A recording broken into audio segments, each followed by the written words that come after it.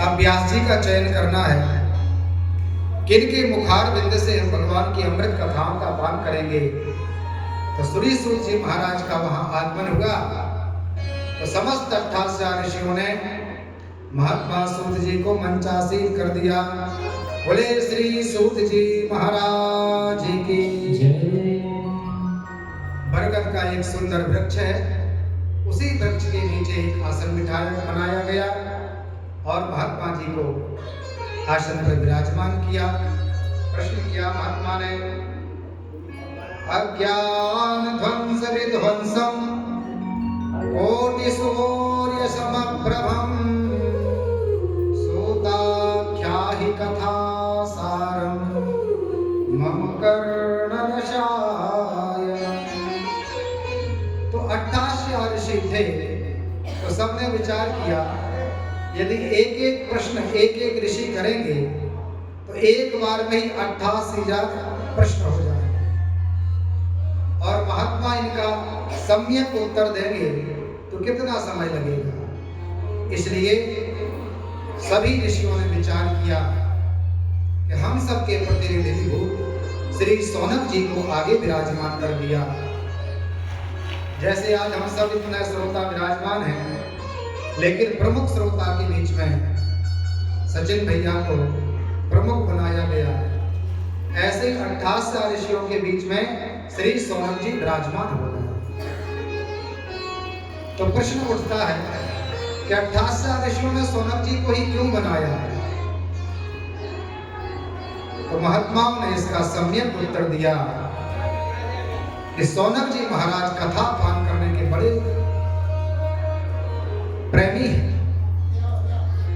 बड़े विनम्र हैं, बड़े भाव से भगवान की कथा का पान करते हैं। सौनक जी ऐसे महात्मा हैं कि सब ज्ञान है उनमें, सभी पुराणों का, वेदों का, इतिहास, मीमांसाओं का संपूर्ण ज्ञान भरा हुआ है, लेकिन मन क्या है, मन सदैव करता है कि सदैव भगवान की अमृत कथाओं का श्रवण करते हैं। जब तक श्रोता इस प्रकार का भाव नहीं बनाते तब तक उनको कथा में रुचि नहीं होती। जब तक हम कुछ सुनने की जिज्ञासा नहीं रखते तब तक आपको कथा में मन नहीं लगेगा। बहुत सारे श्रोताओं के मन में विचार आता है कि वही श्रीमद् भागवत की कथा होगी जिनको हम अनेकानेक कथा वक्ताओं के मुखार बिंद से कथा का श्रवण कर चुके हैं।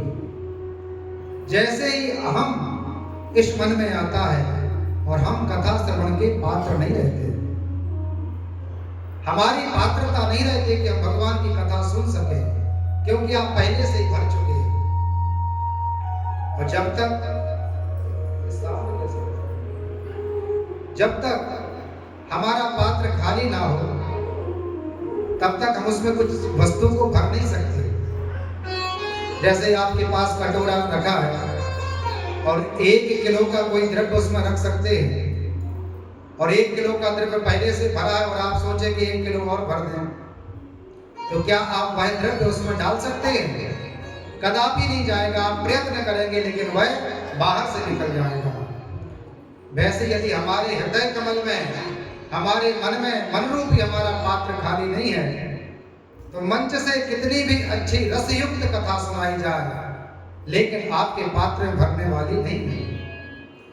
जैसे भरे हुए पात्र में द्रव्य डालने से बाहर निकल जाता है, वैसे आपके अंदर कथा तो जाएगी और एक क्षण में वह कथा आपके अंतःकरण से बाहर चली जाएगी।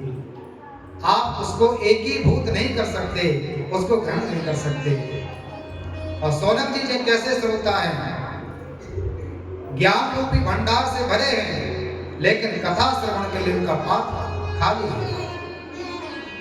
तो सूत जी महाराज के सामने बिठा दिया। महात्मा सौनक जी ने पहला प्रश्न किया, हे भगवान, हम सभी के मन में और हमारा जीवन अज्ञान रूपी अंधकार से भरा हुआ है। इतनी मोह ममता प्रपंचों में हमारा यह मन भरा है, अंधकार रूपी इसलिए आप तो कोटि सूर्य समप्रभा, आप ज्ञानियों में करोड़ों सूर्यों के समान हैं। इसलिए हमारे अज्ञान रूपी अंधकार को ज्ञान रूपी प्रकाश से प्रकाशित कर दीजिए। ऐसा प्रश्न सुना तो सूत जी महाराज प्रसन्न हो गए। कहा भगवान, कथाएं तो अनेक हैं, 4 वेद हैं, 18 पुराण हैं, 6 शास्त्र हैं, उनके उपवेद हैं, उनके उप पुराण हैं, मीमांसाएं हैं, इतिहास है। लेकिन क्या पूछा? श्रेयसम यद भवेच्छेया पावनं च पावनं कृष्ण प्राप्तिकरं शाश्वत साधनं तब बदाधुना। ऐसा श्रेष्ठ मंगलमय आख्यान सुनाइए जो पावन से भी पावन हो। और कैसा हो? श्री कृष्ण प्राप्ति करम शाश्वत, ऐसा साधन बताइए जिससे भगवान श्री कृष्ण की प्राप्ति हो जाए।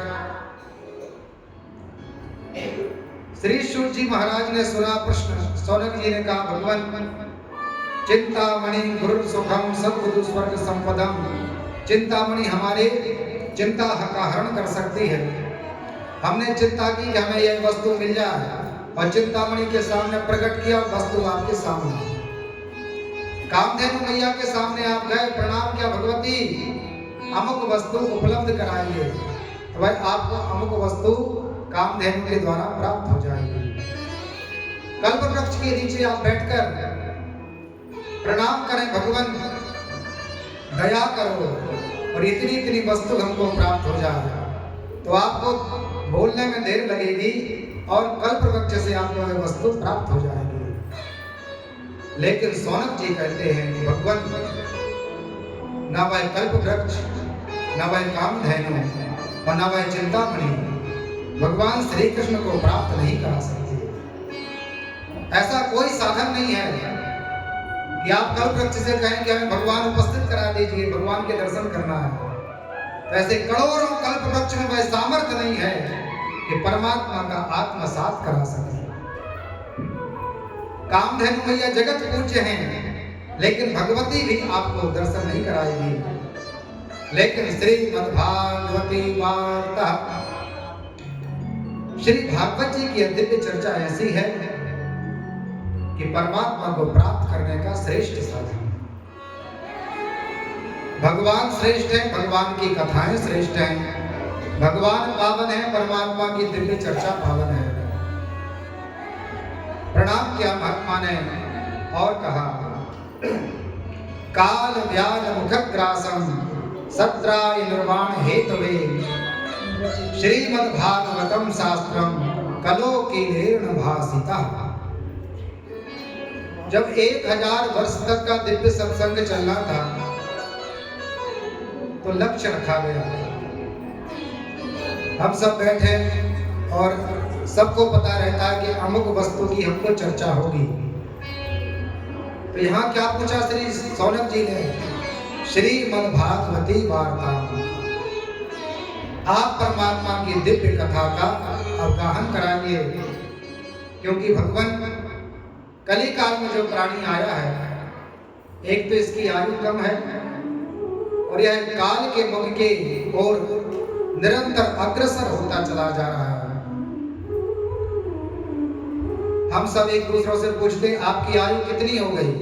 कोई कहते महात्मा हमारी आयु 60 वर्ष की हो गई। बोले अभी हमने अपने बच्चे का 10वां जन्मदिन मनाया है। अपनी अपनी आयु की गणना करते हैं, लेकिन ये आयु हमारी कम होती जा रही है और निरंतर हम काल के मुख की ओर बढ़ते जा रहे हैं। एक दिन ऐसा आएगा कि हम सभी उस काल के मुख के ग्रास बन जाएंगे। इसलिए भगवान ऐसे प्राणी के उत्तम गति के लिए, भगवान की प्राप्ति के लिए श्रेष्ठ साधन बताइए। कहा भगवान ऐसा आप कोई सत्संग कहें जिससे ज्ञान, वैराग्य और भक्ति पुष्ट हो। 3 बिंदुओं का हमारे जीवन में बड़ा महत्व है। एक ज्ञान, दूसरा वैराग्य और तीसरी भक्ति। बहुत सारे लोग ज्ञानी हो जाते हैं, आप लोगों ने भी देखा होगा, इतने ज्ञानी हो